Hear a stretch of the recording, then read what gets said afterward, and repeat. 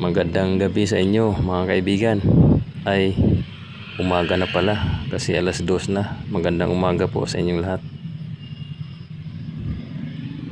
Papakita ko lang sa inyo ang aming kalagayan dito. Tara, pasok tayo doon sa looban sa aming tinitirhan.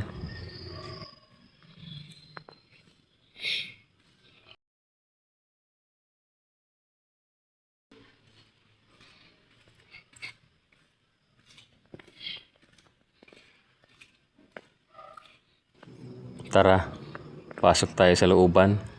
Dito yung mga tulugan namin, yung mga kwarto-kwarto.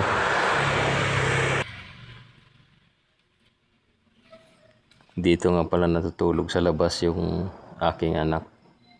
Naka-folding bed. Kasi tumutulo po sa loob ng kwarto. Lalo itong tag-ulan. Madalas pong umulan, tumutulo po dito sa loob. Kaya halos walang mapistuhan, basa po yung sahig.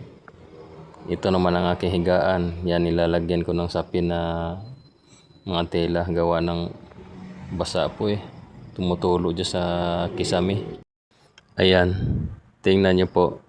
Yung mga nagpuputi-puti na yan, tubig po yan. Yan po yung mga tulo na galing dyan sa kisame. Galing doon sa bubong, sa pinakataas. Yan naghanap siya ng butas mga kaibigan.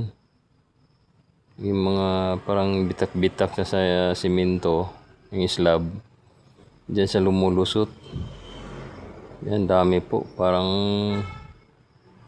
halos lahat meron. Ayan tingnan nyo po. Dami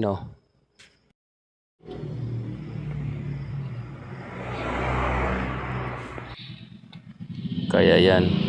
Diyan daw muna siya matutulog sa labas. Mas komportable daw siya dyan kaysa matuluan doon sa loob. Madalas po kasing umuulan ngayon. Kaya halos walang mapistuhan sa loob. Puro tulo. Mga butas-butas na kasing bubong. Hindi pa po na papaayos.